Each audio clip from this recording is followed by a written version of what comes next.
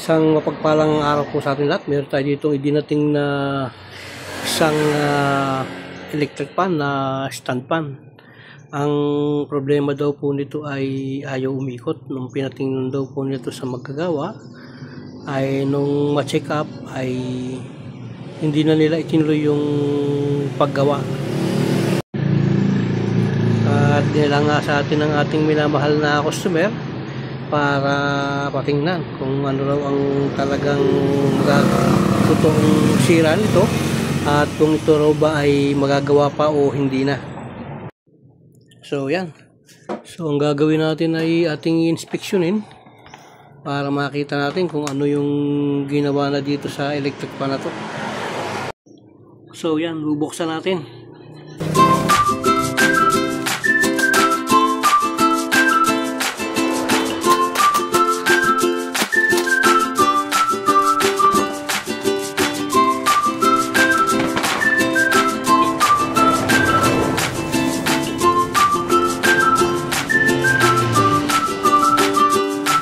May katigasan na yung kanyang panlig. Ayan. At mapapansin natin, ayan, matindi na ang kalawang ng lugar na yan. Ayan, oh. Kinain ng kalawang yung shafting. So kaya mahirap ilabas tong kanyang panblade. Sa status pa naman ng kanyang panblade, mukhang malutong. Ayan, oh. Mukhang malutong siya.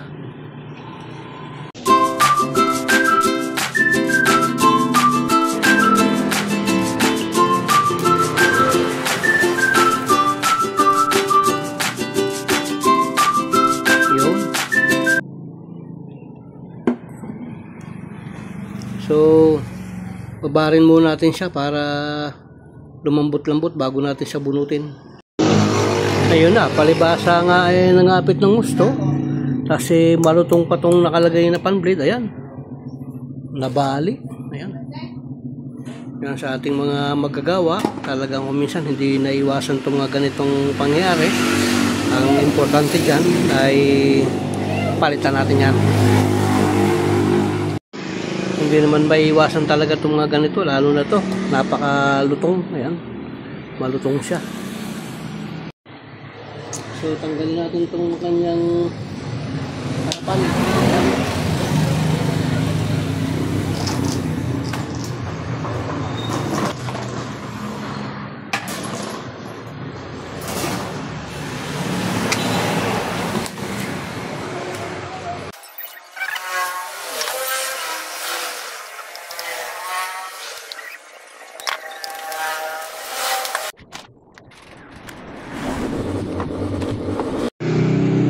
So ayun, miniikos na, binuksan niya rito, ayan.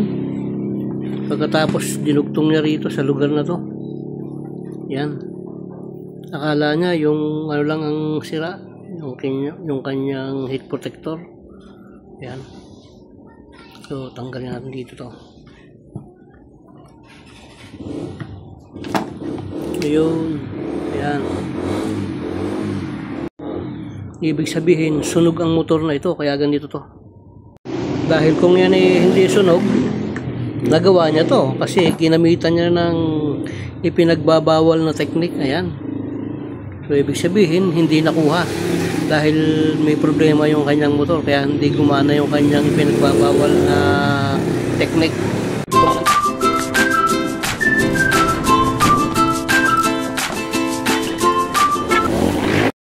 Naglabasa na yung itlog ng butiki, oh. Kasi pinamahaya ng butiki ito.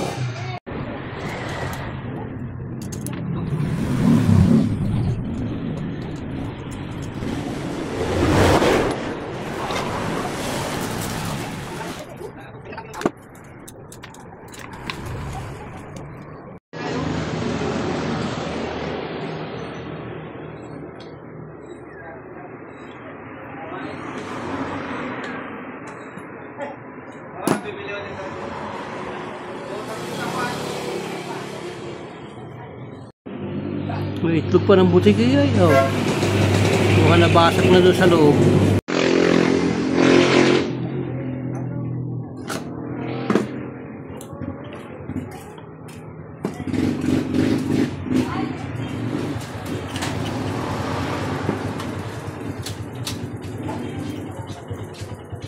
So ito yung problema niya. Ayan. Ayan o, putol. Ayan o. Ayan. Putol yung connection niya rito. Ayan o. Ayan o. Yan ang naging problema niyan. Yan. Naputol yung lugar na yan. Kaya hindi niya nakuha sa ipinagbabawal na technique. So ang gagawin natin, papalitan na lang natin ito. Kasi alloy ito eh. Hindi naman to pula. Hindi nahihinang yan. So yan. Yan ang karamihan ngayon na yung motor ay yan. Dati pula yan eh. Ngayon ayun alloy. Aluminum. Yan. Kulay puti yung ginamit. Kaya karamihan madaling masunog. So yan, bumili tayo ng bagong motor na ikakabit natin dito.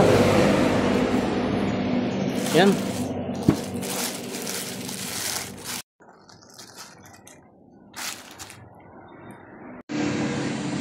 So ikakabit natin to.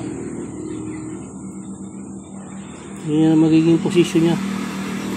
Yan.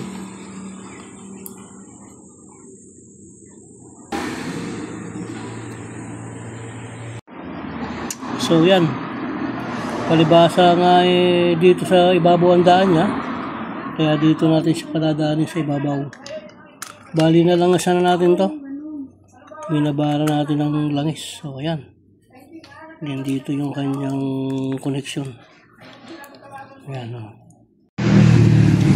So yan, ikinabit na natin yung kanyang mga metal screw. Ihigpitan natin. Ang ginagawa ko dito, tapatan yung aking paghigpit. Hindi ko siya hinihigpitan ng dire-diretso. Yan.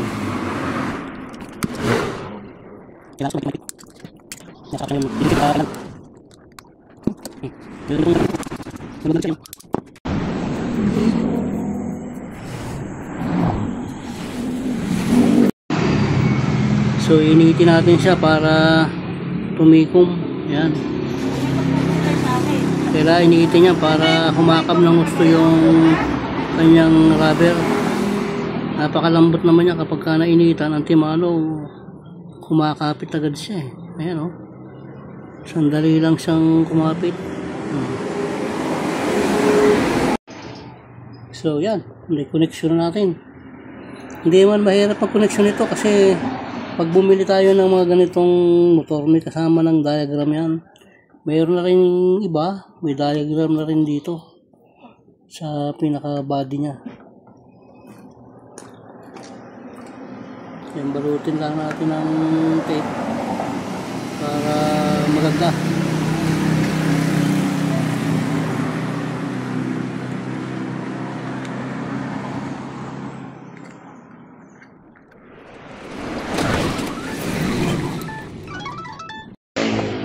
Yan. Okay na. So yan, okay. Simbolin na natin.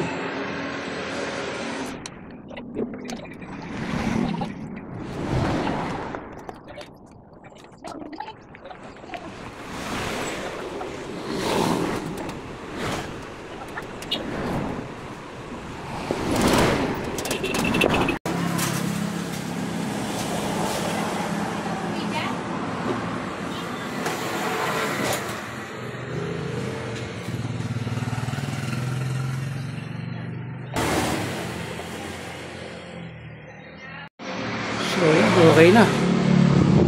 Ayan, ang ganda.